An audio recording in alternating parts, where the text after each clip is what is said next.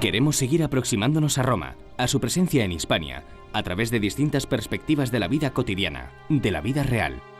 Para ello, vamos a observar el teatro en primer lugar. Todavía hoy, en lugares como Mérida, se representan obras clásicas, con su lógica acomodación temporal. En el caso que vemos, un Edipo Rey adaptado por Miguel Murillo y dirigido por Dennis Rafter.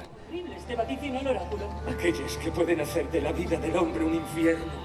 Escucha, Edipo, lo que el oráculo de Apolo conoce de... La obra de Sófocles sigue maravillando a los públicos 2500 años después. Por no haber hecho caso de su consejo. Serás el esposo de tu propia madre, serás el esposo de tu propia madre. Qué destino imputable. Si el teatro romano comienza con representaciones espontáneas, fundamentalmente humorísticas y grotescas, se afianza como espectáculo reglado por tradición griega, aunque algunos investigadores creen que la cultura etrusca tuvo también una clara influencia en él, sobre todo en la música que se incorporó a las obras. Tito Livio da la mayor parte de la información al respecto.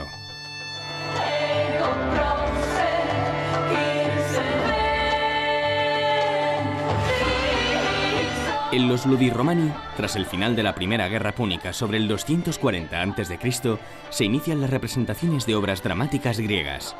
Esta tradición se prolongó durante mucho tiempo en Occidente, hasta las décadas finales del Imperio.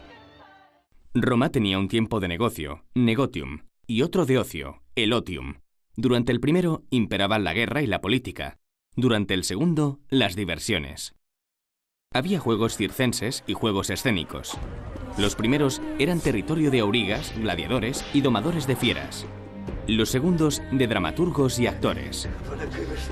En la Roma de Marco Antonio llegó a haber más de 130 días de ludus, de espectáculos públicos, en un año. Estas grandes celebraciones estaban promovidas por el poder político. Eran una demostración de solvencia y una forma de ganarse al pueblo. El registro arqueológico del teatro romano es muy rico en nuestro país. Además de las grandes obras públicas, de los grandes recintos, se han conservado detalles epigráficos, máscaras y otros elementos. En diferentes teatros romanos de nuestro país, como Córdoba, que se encuentra parcialmente excavado bajo el Museo Arqueológico, Cartagena o Segóbriga, se explica a los visitantes, gracias a varios audiovisuales, cómo funcionaba la gran máquina del teatro romano, además de las respectivas historias de cada emplazamiento. Para los más profanos, sorprende la cantidad de ingenios necesarios para mover tramoyas y escenarios. El teatro era una gran producción, con grandes efectos escenográficos. Llegó un momento en que era tan grande la espectacularidad de las obras representadas que el mismo Cicerón, más tradicional, se quejó de la caballería y las armas usadas en un caballo de Troya. No veía ninguna belleza en ello. Hemos visitado varios de los grandes recintos peninsulares, sin duda los más conocidos. Pero uno de ellos, situado a unos 15 kilómetros de Ronda, puede resultar menos familiar para todos. Su gran escenario es un polo visual entre las colinas agrestes de la sierra. Acinipo, ciudad romana que antes fue íbera, constituye uno de esos casos a los que hay que prestar atención, por su originalidad y por su estado de conservación actual. Aquí se distingue de Acinipo a Ronda la Vieja cuando se habla de antes de Roma y después de Roma. Ronda la Vieja es un poblado que inicia su andadura en época prehistórica, concretamente en el Calcolítico, que se afianza sobre todo en el Bronce y que se convierte posteriormente en un oppidum ibérico en torno al tercer-segundo milenio antes de Cristo y sobre todo lo que se conoce por aquí como época orientalizante, en el primer milenio aproximadamente. Se consolida como oppidum ibérico fortificado, que es lo que los romanos convertirán después en la ciudad de Acinipo, aunque el topónimo sigue siendo autóctono, sigue siendo ibérico. La ciudad pervive, según los datos que tenemos nosotros, en torno al siglo VI después de Cristo. En Acinipo el urbanismo se empieza a implantar, el urbanismo latino, clásico, romano, a partir del siglo I, pero que lo primero que hacen es, digamos entre comillas, expropiar antiguas zonas de habitación ibéricas, es decir, antiguas casas ibéricas, para fundar elementos propios de la cultura latina, como son el foro, como tú has dicho, que es la plaza pública, el teatro, elementos culturales y de representación social, y las termas. El teatro parece ser que se inició un primer intento junto a una de las puertas principales de acceso a la ciudad, que es el lugar natural, es propio, porque además el visitante cuando entra a la ciudad lo primero que ve es un gran edificio público, pero sin embargo por un fallo tectónico de la propia estructura rocosa de la mesa de Ronda la Vieja tienen que llevárselo al lugar más extremo donde el estrato de roca es más grueso y le permite poder construir con más garantía. Esa es la razón que explica que, aunque la mesa de Ronda la Vieja tiene 32 hectáreas, esas 32 hectáreas no están ocupadas. El teatro no está dentro de la ciudad, está fuera de la propia ciudad, aunque dentro de la misma meseta. Transitando por la Bética, encontramos nuestro siguiente foco de atracción, las villas romanas. La Villa del Ruedo, en Almedinilla, Córdoba, nos traslada a la época tardoimperial. En esta época se abandonan las ciudades de forma constante y los ciudadanos más pudientes desarrollan su vida en estas grandes propiedades rurales. La excavación de esta villa ha dado grandes frutos. Dentro de la zona residencial de la Villa Romana del Ruedo, esta es la habitación quizás más importante, es la habitación de recepción, de representación, donde se expresaría todo el lujo, todo el poder del dominus, del propietario, y es la parte además más original de la Villa Romana del Ruedo, porque es poco frecuente encontrar esta estructura que es la que hace las veces de triclinium, es decir, de mesa, donde se comía recostado. Hay que imaginársela lleno de colchones, de cojines, y recostados comerían en este espacio, que es un espacio a su vez que tiene una fuente con un rebosadero y cuya agua procedía de aquella estructura del fondo que es un ninfeo. Un ninfeo, lugar de las ninfas, de las diosas de las aguas. Entonces sería un espacio muy sorprendente para las visitas, porque además estaría decorado con muchas de las estatuas que se han encontrado en la villa, estarían en este espacio, entre ellas pues el grupo de Perseo y Andrómeda, que posiblemente presidía el ninfeo en el espacio que ocupa que hay entre las dos columnas, y la propia escultura del dios del sueño, del dios Somnus, que también se encontró en este espacio y que sin duda decoraba este lugar que era el principal de la vivienda. La imagen de este dios, Hypnos, nos muestra que la práctica religiosa dentro de los hogares era muy habitual. De hecho, en Mérida se puede visitar una gran domus, una gran casa que muchos autores consideran como un santuario del dios Mitra por sus extraordinarios mosaicos con elementos cosmológicos. Este mitraeo es uno de los lugares más interesantes de Mérida y supone todo un reto para los investigadores. Pero hay un lugar en el que se han preocupado por recrear con rigor el ambiente de una de estas domus. En Julióbriga, Cantabria, muy cerca de Reynosa, se ha edificado la Villa de los Morillos, copiando la distribución del original que se encuentra a escasos metros. Tenemos una zona que justamente coincide con el Cardum, esta calle que da orientación norte-sur, que es de la zona de la clase media. Tenemos casas en torno a una superficie de unos 600-800 metros, que una de esas casas que se ha excavado en su totalidad, que es típica del Alto Imperio Romano, lo tenemos también reconstruido completamente en la Domus de Julióbriga, que es el centro que hoy en día todo el mundo puede visitar para un poco conocer los modos de vida de la época romana y de la familia romana. En el interior se observa una cocina romana con todo su utillaje, un triclinium o comedor recreado según los grandes patrones romanos y algunas habitaciones. No falta el altar a los dioses hogareños, los manes. Continuamos nuestro viaje saltando de sur a norte, del Cantábrico al estrecho de Gibraltar. Vamos a visitar una ciudad única para la investigación, ya que sobre ella no se han superpuesto otras construcciones. Se trata de Baelo Claudia, en Tarifa, Cádiz, y vamos a acercarnos al mundo de la pesca en época romana. Conoceremos Baelo Claudia, una ciudad romana vinculada al tráfico marítimo, a la pesca, a los salazones de pescado y sobre todo al garum, la gran joya de la gastronomía romana. A su frente, al otro lado de los escasos 14 kilómetros del estrecho de Gibraltar, se encuentra la bahía de Tánger, conocida en la antigüedad como Tingis, con la que Baelo Claudia mantuvo una intensa actividad comercial.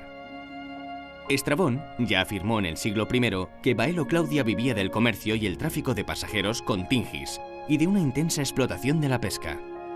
Baelo Claudia en época romana era una gran ciudad del estrecho, una ciudad portuaria y una ciudad importante por la producción de pescado en salazón. Para los romanos la explotación de recursos marinos era una fuente de riqueza muy importante y en las costas de la actual Andalucía pues encontraron uno de los caladeros más importantes y establecieron sus almadrabas que hunden sus orígenes en nuestro pasado fenicio-púnico. Quizás los productos más afamados en el imperio eran el atún en salazón, lo que los romanos llamaban salsamenta.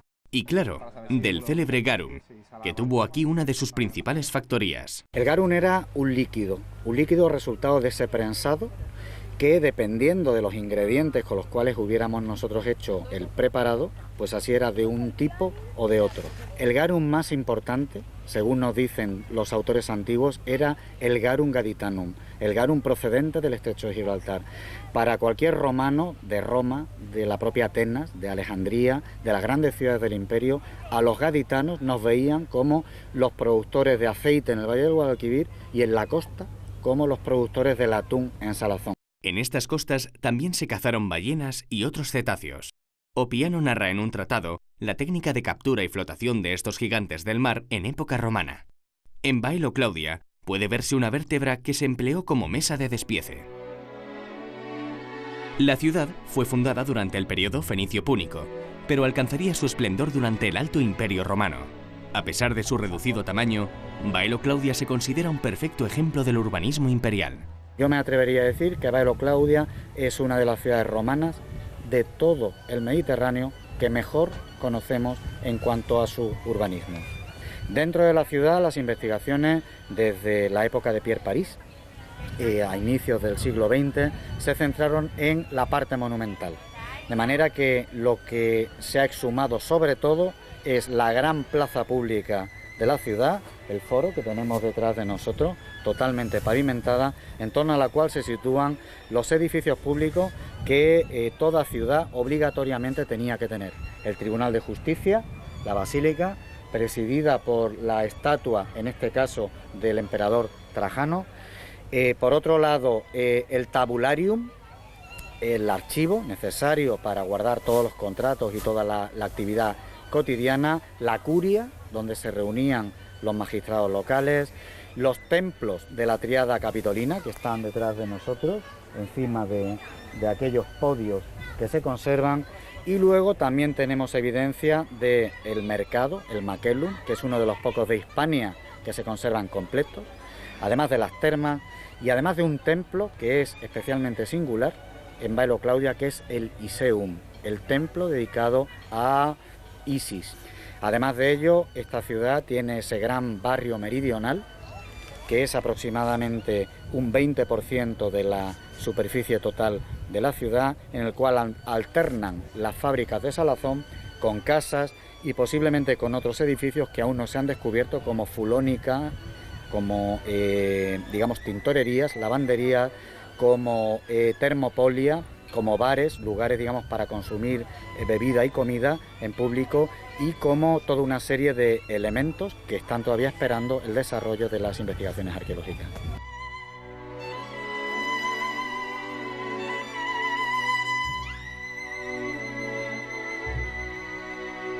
La vida cotidiana y la fe religiosa se entrelazan en un caso singular documentado en el templo de Isis. En uno de los pozos que tenemos enfrente de nosotros, cuando se hicieron las excavaciones, apareció una adefixio, una maldición, una pequeña tablilla de plomo en la cual una baelonense, una ciudadana del siglo I, grabó una maldición para pedirle a Isis Muriónima, en una de sus advocaciones de esta divinidad, que acabase con la vida de los ladrones que en su caso le habían arrebatado la ropa de cama, ¿no? Es un detalle singular, pero denota cómo la religiosidad en la antigüedad afectaba todos los aspectos de la vida cotidiana. A finales del siglo III, un terrible terremoto asoló Baelo Claudia. Le causó unos daños tan severos que no fue capaz de recuperarse. Iniciaba una lenta decadencia que duraría hasta el siglo VII. Finalizaba así la historia de una ciudad que hizo del garum su principal fuente de riqueza. Fastuoso, cruel, delicado. El mundo romano contenía todos los ingredientes del nuestro. Su gran longevidad hace que sea imposible dar fotos fijas del mismo. En este análisis secuencial volveremos a Roma y su enorme presencia en Hispania.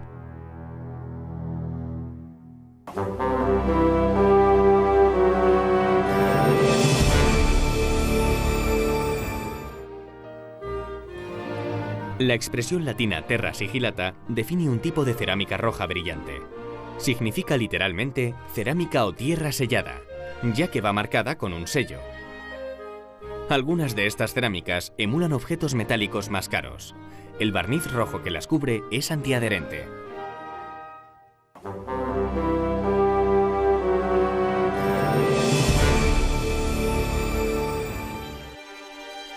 El ingeniero belga Louis Siret es uno de los pioneros de la arqueología española que más impacto ha causado en esta disciplina gracias a sus extraordinarios descubrimientos. Sus trabajos en la minería le dieron una posición privilegiada para desenterrar culturas desconocidas, como los millares y el Argar. Él viene como ingeniero a un trabajo que estaba haciendo, que era la llevada de las aguas desde la Vallbona a Cueva de Almanzora.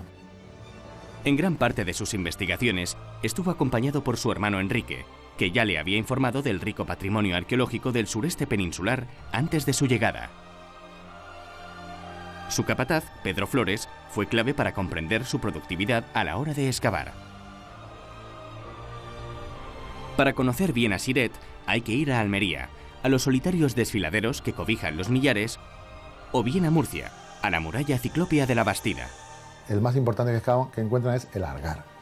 En el Argar se van a tirar excavando pues, durante 8 o 9 años hasta sacar nada más ni nada menos que 3.000 tumbas. Entonces calculan que era una ciudad pues, de cerca de 1.000 habitantes, que para una época tan antigua pues, era una ciudad muy grande. Ahora mismo se está interpretando el Argar como la capital de un imperio, junto con la Bastida, un imperio bicéfalo con 2 cabezas, pero no debe encontrar nunca una ciudad con todos esos fortines, todo tan bien, que él se queda tan chocado que él termina de escribir un libro llamado España prehistórica. Prefirió paralizar la publicación a raíz del descubrimiento de los millares porque creía que estaba ante algo fuera de serie. Es decir, una civilización urbana en el occidente, pero mucho más de 1000 años más antigua que el Argar. Cuando él habla de los millares, habla fundamentalmente de toda la parte de las tumbas, ¿no? Los objetos, los vestidos y sobre todo todos esos materiales se los va a dar para que lo estudien otros arqueólogos que van a visitar su casa, sobre todo a partir del año 20, ¿no? Siret siempre se preocupó de las influencias orientales en la península. Detectó desde muy antiguo elementos materiales que le llevaron a pensar que los pueblos de la prehistoria ya intercambiaban productos y por tanto influencias. En su obra, Las Casitérides y el imperio colonial de los fenicios, aborda la problemática a fondo. Él le llama fenicio a cualquier oriental que viniera, es decir, siendo de lo que es el Próximo Oriente y de la zona de Egipto, él le llamaba fenicio. Hoy día todas esas tesis orientalistas se están demostrando que son reales. Ya lo he comentado, es decir, él encontró en sus excavaciones, por ejemplo, pues los colmillos de hipopótamo, de marfil de elefante, que no podían proceder sino del río Nilo. Trató de visitar Troya con Schliemann, pero la muerte de su gran referente lo impidió. Louis Siret, desde que leyó los libros de Schliemann, era un enamorado de la arqueología y tenía como a su gran maestro a Schliemann, ¿no? En cuanto publicó su libro, pues se lo envió y Schliemann pues, le escribió una carta dándole las gracias y tal. Luego pudieron conocerlo en un congreso que hubo en Alemania hacia el año 88 o así, con otros científicos, donde a él pues, lo pusieron por las nubes, al propio Siret, diciéndole que tenía un futuro prometedor, que había aportado, que nadie se podía esperar que hubiera en Occidente una civilización tan avanzada como el Argar, que ponía a Occidente al mismo nivel que Oriente, ¿no? No solamente viene una vez, sino viene varias veces. Schulten aquí y trabaja con materiales de Siret de época protohistórica. Tras una historia rocambolesca plagada de engaños, excavaciones piratas y ventas ilegales, Louis Siret devolvió una de las grandes damas ibéricas, la dama de galera, al Estado español. Como ejemplo de lo que no se debía hacer, es decir, Louis Siret en este tema fue escrupuloso. Es la primera pieza que dona al Estado español es la dama de galera. Hay un momento en que él lo que quiere es poner fecha a la antigüedad. Él quiso estructurar toda la cronología de la prehistoria española. En el Museo Arqueológico Nacional puede contemplarse parte de la colección que donó. Siret fue el gran iniciador de la arqueología del sureste. Está en el Olimpo de los pioneros, como nuestro siguiente protagonista. El gran arte paleolítico del norte peninsular, el llamado durante décadas arte franco-cantábrico, debe varios de sus más importantes descubrimientos a un hombre que por lo general ha sido poco reconocido, Hermilio Alcalde del Río. Las cuevas del castillo, o la Pasiega, fueron el escenario de sus grandes aventuras. Hoy sabremos un poco más del hombre que tanto empeño dedicó a desvelar el pasado del norte peninsular. Bueno, Hermilo Alcalde del Río era originario de Bellamediana, de Palencia, pero a muy corta edad ya se trasladó a Torrelavega y todo el resto de su vida está vinculado a Torrelavega. Tiene un papel central en ese mundo de los descubrimientos de principios de siglo. Encarna, yo creo que eso, el aficionado consciente, romántico, pero a su vez con los pies en la tierra, que intenta desarrollar más allá del mero hecho de encontrar por casualidad una cueva, porque la busca de una manera más o menos regular, el iniciarse en el mundo de la investigación y evidentemente solo el hecho de haber descubierto yacimientos como Covalanas, Castillo, Hornos de la Peña, le sitúa en un lugar central en la prehistoria.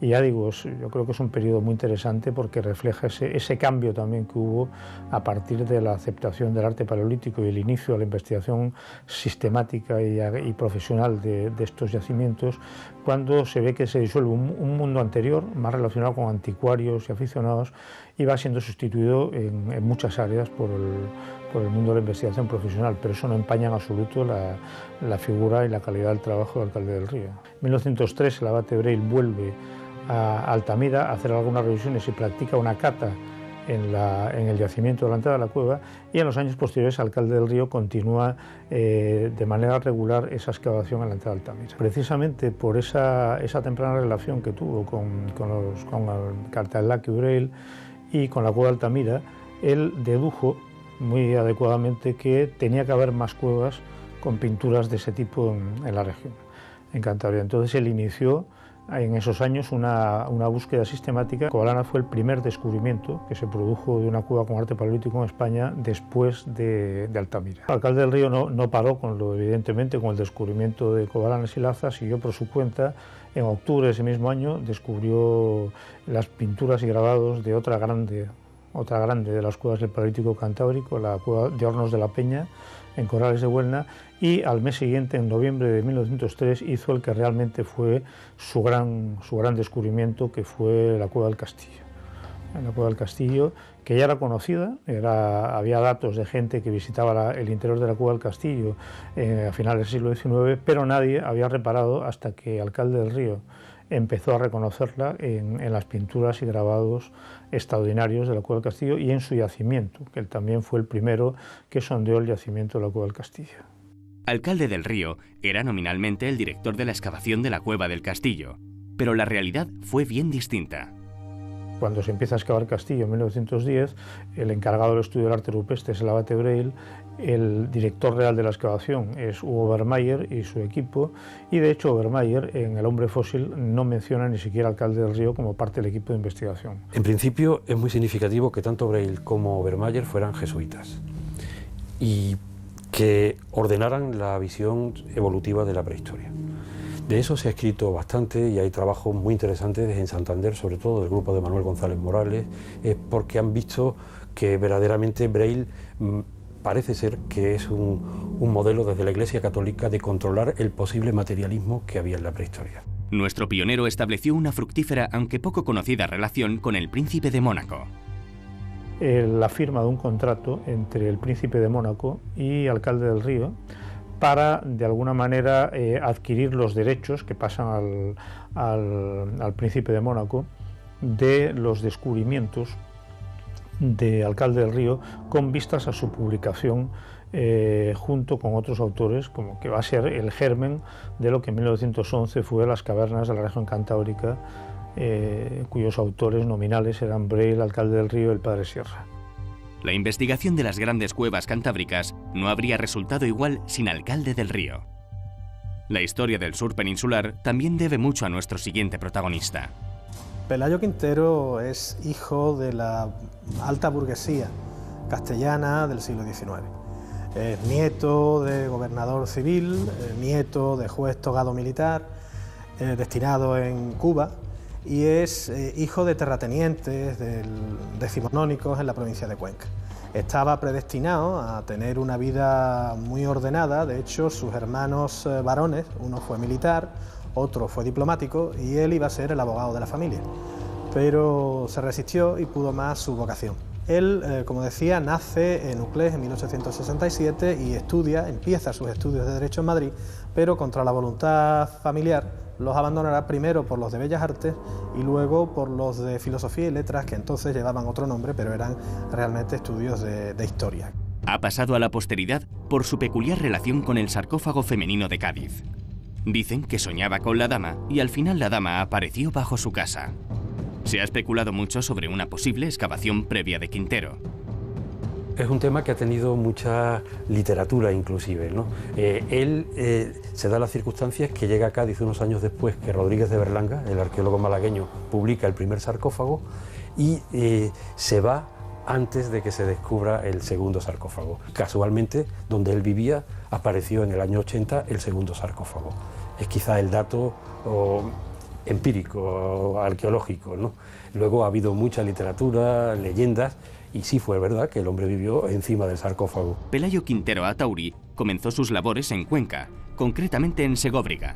Es su tío, Román García Soria, quien le va a facilitar, primero a través del campo de las Bellas Artes y luego a través de su faceta como estudioso de la historia de la arqueología, los primeros trabajos en el yacimiento arqueológico de Segóbriga, en la provincia de Cuenca, en el municipio de Saelices, yacimiento entonces conocido como Cabeza del Griego, muy significativamente, ¿no?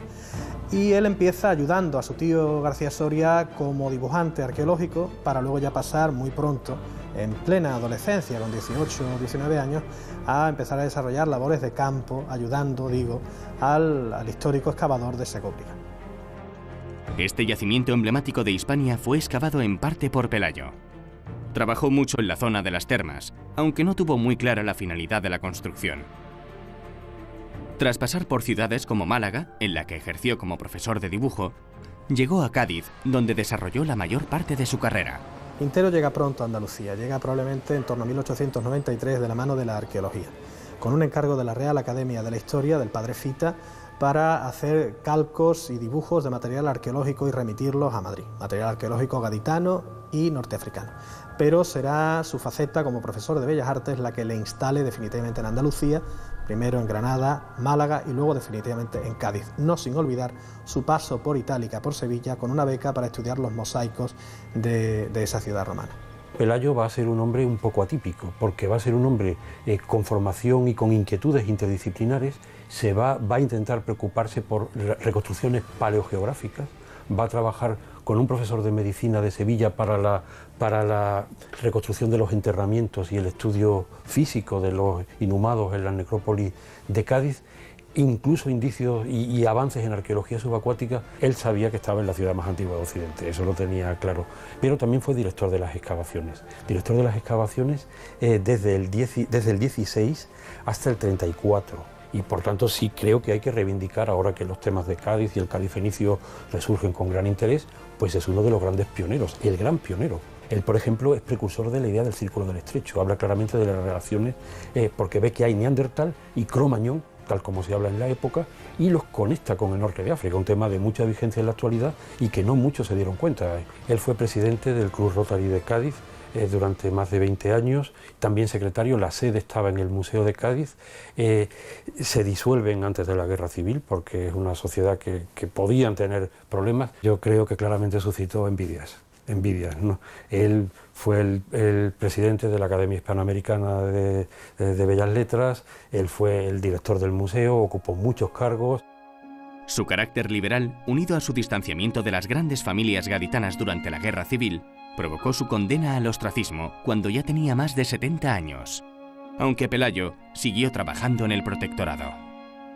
Está claro que en el establishment y en la sociedad emergente luego, que fue claramente la familia Pemán en la ciudad de Cádiz en la inmediata posguerra, no encajaba. Y se ve en el odio que le tiene Martínez Santaolalla.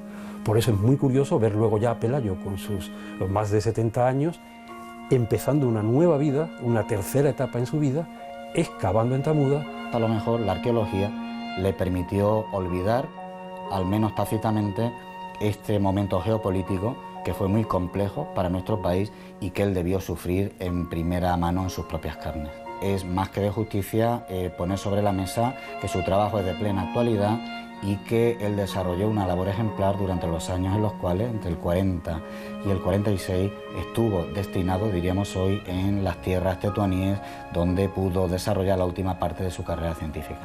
Él era una persona no afecta al régimen y por tanto tenía que tener, digamos, pies de plomo a la hora de desarrollar y escribir y hacer actividad de carácter intelectual. Concretamente, él decide trabajar en un yacimiento que habían descubierto los españoles hacía 2 décadas prácticamente, en el año 1921, César Luis de Montalbán descubre un yacimiento en el área periurbana de Tetuán, que es el yacimiento de Tamuda. Cada excavación que hacía, él redactaba una memoria y esa memoria consiguió que se publicasen anualmente de manera cíclica durante el periodo en el cual él estuvo haciendo excavaciones arqueológicas y al frente del Museo Arqueológico de Tetuán.